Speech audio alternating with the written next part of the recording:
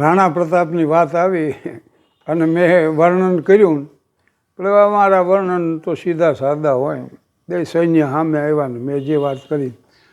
પણ મને એ જ વખતે એક વિચાર આવ્યો કે બચુભાઈ ગઢવી જેવા કલાકાર અને આ પ્રસંગનું વર્ણન કરે.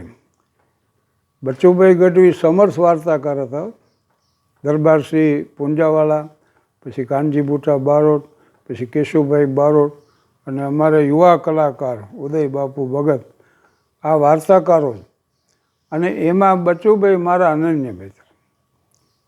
ખાલી મારું નામ આપો આ કાર્યક્રમનું કે આ શાહબુદ્દીનભાઈ છે એટલે બચુભાઈ તરત સ્વીકારે. અને બચુભાઈનું નામ કોઈ મને આપે એટલે હું સ્વીકારે. અને અમે બે જ જણાએ કાર્યક્રમો કરેલા છું. પછી ગાંધીનગર હોય કે શિહોર હોય કે ભાવનગર હોય એવી રીતે.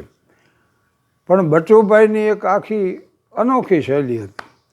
અને આ વર્ણન રાણા પ્રતાપ એ બચુભાઈ ગઢવીનું પ્રિય પાત્ર હતું. અને બીજું પ્રિય પાત્ર હતું ઇમામ હુસેન સાહેબ. હજરત ઇમામ હુસેન સાહેબ જેણે શહાદત વોરી, એને દુનિયાના પ્રથમ સત્યાગ્રહી તરીકે ગાંધીજીએ વર્ણવ્યા. કરબલાના મેદાને જંગમાં કરુણ ઘટના છે યાર. એ બચુભાઈનું પ્રિય પાત્ર. પણ બચુભાઈ જો આ વર્ણન કરે રાણા પ્રતાપનું, તો એ એવી કેવી શરૂઆત એની થાય કે તુલસી દલ મુખ મેં લિયો ને રહીને જીવન આશ, વીર રજપૂત યુદ્ધ મેં ચલે કે વો તો હિલ મિલ મરણ હુલાસ. મોઢામાં તુલસીનું પાન લઈ, ખડિયામાં ખાપણ બાંધી અને કરણની માળા ગળામાં નાખી એ કેસરી વાઘામાં સજ્જ ધજ થઈને કેસરિયા કરવા માટે જેથી 22,000 સુરા સૈનિકો મા ભૌમને ખાતર માથા વધી રહેવા નીકળી પડ્યા. અને મા ભૌમની મીઠી આમ માથે જ લગાડી સ્વજનો સ્નેહીઓ માતા પિતા ગ્રામજનોને મળીને ઉપડ્યા ઘોડલા માથે. અને અરવલ્લીની ગિરિમાળા માથે જ્યારે આમ ઘોડલા ઉતર્યા ત્યારે સૌભાગ્યવતી સુંદરીએ સેંઠામાં સિંદૂર પૂર્યું હોય ને એવું ભવ્ય દ્રશ્ય સર્જાણું. અને પછી મેદાનમાં પટે પડ્યા બે સૈન્યો હામા. આની કોરથી હકીમ ખાન સોરીની સેનાપતિ પદ નીચે મહારાણા પ્રતાપનું સૈન્ય દાખલ થયું. અનિકોર રાજા માનસિંહ અકબરનું સૈન્ય લઈને આવ્યો. અને હામા સૈન્યો આવ્યા ને એમાં ધ્રુજબાંગ મંડ્યો ધોળ ધડકવાને રડી બીબાંગ નગારે દાંડીઓ પડી અને સિંધોડા સૂર મંડ્યો વહેવા. હામેની રણ આંકો થઈ. મારે તકબીર અલ્લાહો અકબર ને સામે હર હર મહાદેવ હર. અરવલ્લીની ગિરિમાળાઓમાં એના પડઘા પડ્યા. અને જાકા જીક જે યુદ્ધ જામ્યું, પણ એમાં લોહી માંસના કાદવ કીચડ થઈ ગયા અને ભૂમિ આખી લોહીથી લાલ બની ગઈ. એ વખતે તુમુલ યુદ્ધમાં મહારાણા પ્રતાપે ચેતકને કીધું કે બાપ ચેતક, મેં મારી જિંદગીમાં મહારાણા ઉદયસિંહને મેં બાપ કીધા છે. ભગવાન એકલિંગજીને માથું ટેકવીને ત્યાં મેં એને બાપ કીધા. આજ તને બાપ કહું. મેવાડની આન બાન અને શાન આ તારે હાથ છે. અને એમ કરીને રાણા પ્રતાપે આમ હાથ ચીંધ્યો. અંબાડી દેખાડી, રાજા માનસિંહના હાથીની અંબાડી તરફ. આને ચેતક વઠોડ્યો. પણ કેમ?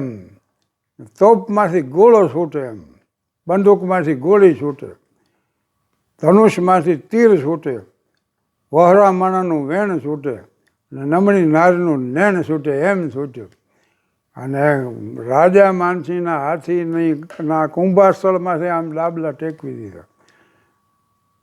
અહીં સુધી બચુભાઈ વર્ણન કર્યું નહીં. રાણા પ્રતાપે આમ ભાલો ઉપાડ્યો. એ રાણા પ્રતાપે ભાલો ઉપાડ્યો એ કહેતાની હારે જ માઇક લઈને મુંબઈના ભાઈદાસ હોલમાં એક કાર્યક્રમમાં બચુભાઈ ગઢવી ઊભા થઈ ગયા માઇક હાથમાં. થર ધ્રુજ્યા, આંખો લાલ ગમ થઈ ગઈ. પણ માઇક લઈને બચુભાઈ ગઢવી ઊભા થયા ને એની હારે 1200 માણસ ઊભા થઈ ગયા, હાટ કરતા હો. કોઈને કાંઈ ખ્યાલ જ ન આવ્યો, ઊભા થઈ ગયા બધા કલાકારોએ. તરત જ બચુભાઈને ગ્રીન રૂમમાં લઈ જવામાં આવ્યા, પાણી પીવડાવવામાં આવ્યું, ત્યાં સુવડાવી દેવામાં. એ ઘણા સમયે અવતાર એનો ઉતર્યો અને પાછા એ સ્વસ્થ થયા. પણ આ તાકાત છે, લોક સાહિત્યની આ તાકાત છે, અને એનું આ શ્રેષ્ઠ ઉદાહરણ છે. બચુભાઈ હારે તો મૈત્રી જીવનભર રહી એમને. અને આજે એક વિચાર મને આવે છે કે આ ચેનલ જે છે ને મારી, એ શાહાબુદ્દીન રાઠોડ પદ્મશ્રી, આ એક જ મારી પોતાની ચેનલ છે, અને જેના ઉપર હું રજૂ કરું છું. અને આ ઉદ્દેશ તો આપ સૌ જાણો છો કે મર્યાદાનો સ્તર ઊંચામાં ઊંચો રાખી સહકુટુંબ સાથે બેસી અને માણી શકે ને એવું નિર્દોષ હાસ્ય સર્યું. એવું જ આ મારા જીવનનો ઉદ્દેશ છે. It's a one man mission for me, and I spend 51 years of my life only for this mission.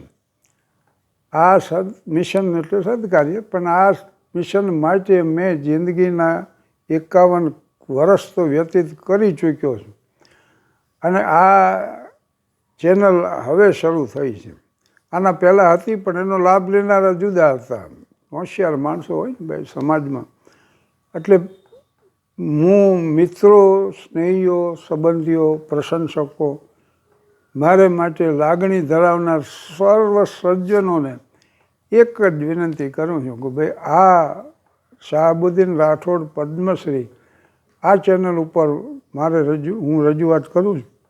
અને હવે જીવનનો ઉદ્દેશ એક જ રહ્યો છે કે જે કંઈ પ્રેરક છે, પ્રેરણાદાયી છે, જેમાંથી જીવન જીવવા માટે કંઈક મળે છે, એક ઉદ્દેશ માનવી સમક્ષ આવે એવું સાહિત્ય મેળવવા પ્રયાસ કરવો, પછી એના ઉપર ચિંતન કરવું અને પછી એને રજૂ કરવું. આ એક જ ઉદ્દેશ છે. અને આ ઉદ્દેશને સહાયભૂત થવા માટે આપ આ ચેનલ જુઓ અને આપના મિત્રો સ્નેહીઓને એની જાણ કરો એવી વિનંતી. આભાર, ધન્યવાદ.